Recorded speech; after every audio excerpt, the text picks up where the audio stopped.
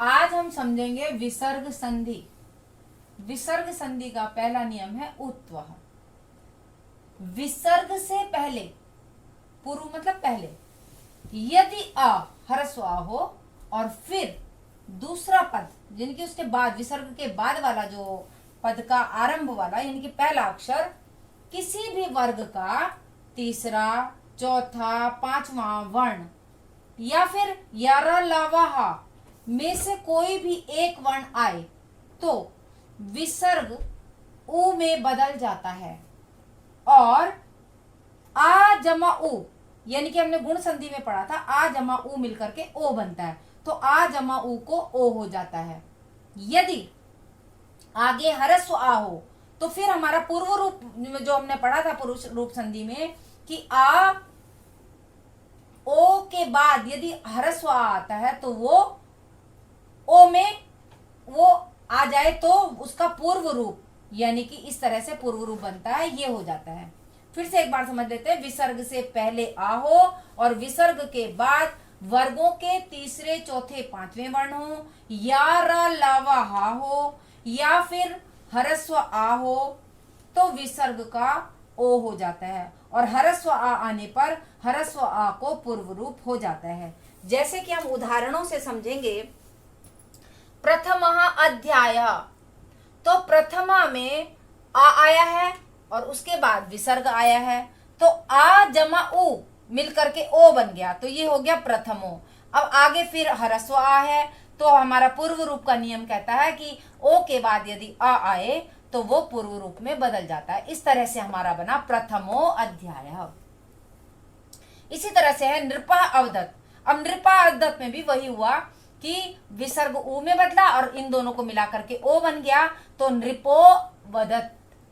इसी तरह से है राम वदती। अब राम में आ है और उसके बाद विसर्ग है और आगे वाला वर्ण व है, जो कि नियम में हमने पहले पढ़ा था, यारा लवा में से कोई भी आ जाए तो वो ओ में बदल जाता है। तो इस तरह से बना रामो वदती।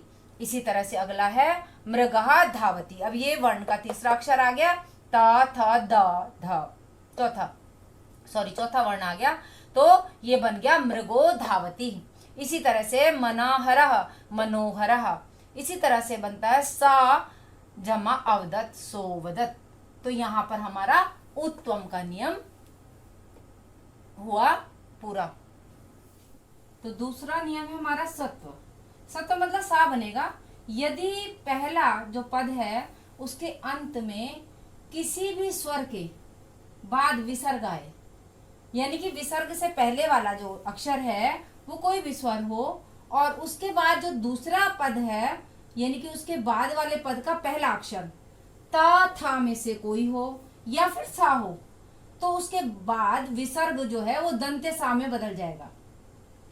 फिर चाछा हो और उसके बाद या तो शाह हो, चाछा हो या शाह हो तो तालव्य शाह में, मतलब जौन सा भी दंते सा आएगा तो दंते में बदलेगा, मूर्धन्य आएगा तो मूर्धन्य में बदलेगा और तालव्य आएगा तो तालव्य शाह में बदलेगा।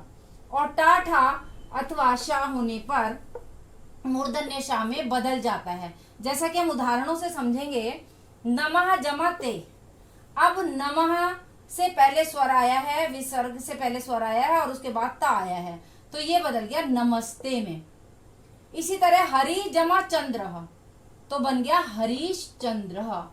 यहां पर ध्यान देने योग्य बात है कि चा और छ ये तालव्य अक्षर हैं तो तालव्य में बदल रहा है।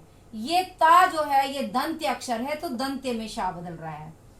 सर्पहा जमा सरती। अब यहाँ पर भी दंत्य सा आया तो ये दंत्य सा में बदल गया विसर्ग।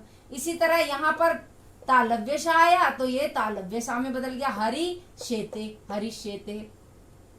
अब टा मूर्धन्य सा है आएगा रामः जमा टीकते। अब टा जो है मूर्धन्य अक्षर है तो रामस टीकते।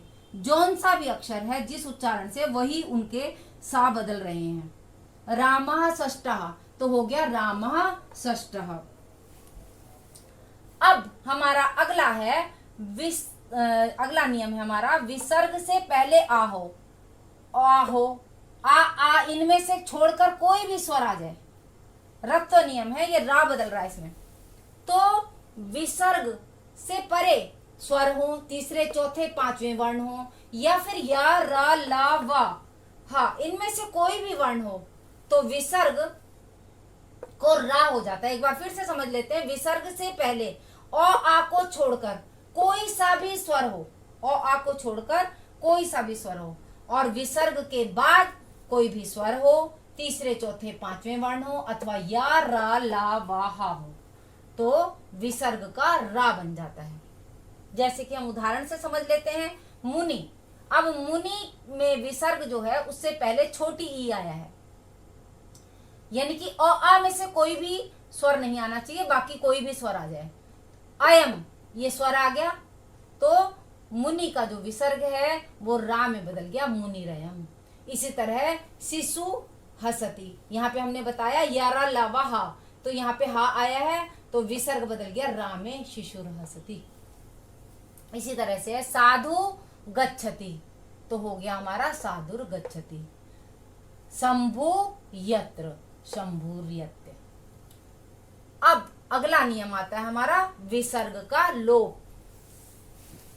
यदि विसर्ग से पहले आ और विसर्ग के बाद कोई स्वर वर्गों के तीसरे चौथे पांचवें वर्ण अथवा या रा ला वा हा हो तो विसर्ग का लोप हो जाता है। ये नियम हमें याद ही करने हैं, क्योंकि इनमें समझाने के लिए कुछ नहीं है, केवल हमने ये याद रखना है कि विसर्ग से पहले आ हो और विसर्ग के बाद कोई भी स्वर हो, वर्गों के तीसरे चौथे पांचवें वर्ण हो, या रा ला वा हा हो, तो विसर्ग का लोप हो जाता है। बस देवा गच्छति, अब ये तीसरा वर्ण आया है तो यहाँ पे विसर्ग हट जाएगा। इसी तरह जना आयांति, अब यहाँ पे स्वर आया है तो विसर्ग हट जाएगा। अस्वा इमे, यहाँ पर भी स्वर आया है तो विसर्ग हट गया। इसी का विसर्ग के लोप का दूसरा नियम यह है कि सा और एशा, इनके बाद हरस्व आ नहीं आना चाहिए, बाकी कोई भी वर्ण आ जाए, स्वर आए, व्यंजन आए, कोई भी वर्ण आए तो विसर्ग का लोप हो जाएगा। सा और एशा के विसर्ग का लोप कहां पर होगा? जहां पर कि उसके बाद आ नहीं आना चाहिए, आ को छोड़कर कोई भी। अगर मान लीजिए आ जाता है तो हमारा पहले नियम में हमने आपको बताया था सा के बाद अवदत लिखा हुआ था तो सोवदत हो गया था वो, तो वही चीज है। ये वाला नियम वहां पहले वाले में चला जाएगा, पूर्व रूप वाले में गुण ओ करके, और बाकी सब में विसर्ग का लोप हो रहा है। जैसे कि स गच्छति, श गच्छति हो गया, स एति, कोई भी वर्ण आ जाए तो हमने विसर्ग को हटा देना है। इसी का तीसरा नियम है कि इसी प्रकार भो, भगो, अगो के विसर्ग का लोप हो जाता है यदि विसर्ग के पश्चात कोई स्वर हो, वर्गों के तीसरे चौथे पांचवें वर्ण हो, या रा ला वा हा हो, तो इनमें विसर्ग का लोप हो जाता है। जैसे भो लक्ष्मी, विसर्ग हट गया, भगो नमस्ते, विसर्ग हट गया। अब हमारा एक नियम और रह गया, पांचवा नियम है हमारा नमः, पुरः और तिरा। इन शब्दों के विसर्ग को के बाद यदि का शा बाद में आता है तो ये सा में बदल जाता है, विसर्ग जो है वो सा में बदल जाता है। जैसे कि नमः और कारा, विसर्ग के बाद का आया तो ये सा में बदल गया, नमस्कारः। इसी तरह तिरः जमा कारः, तिरस्कारः, पुरः जमा कारः, पुरस्कारः। इस तरह से हमारी यहाँ पर विसर्ग संधि भी पूरी हुई। तो ये अध्याय हमारा यहाँ पर पूर्ण हो गया है। तो ये था हमारा संधि का प्रकरण, आज समाप्त होता है। और तीनों ही संधियाँ आपको समझा दी गई हैं। पहले थी हमारी स्वर संधि, फिर व्यंजन संधि, और ये है हमारी विसर्ग संधि। ये दोनों संधियाँ जो दीर्घ और व्यंजन संधि है, इनको हम डिस्क्रिप्शन बॉक्स में इनका लिंक डाल देंगे, और अगला व्याकरण का अध्याय लेकर हम फिर प्रस्तुत होंगे। धन्यवाद।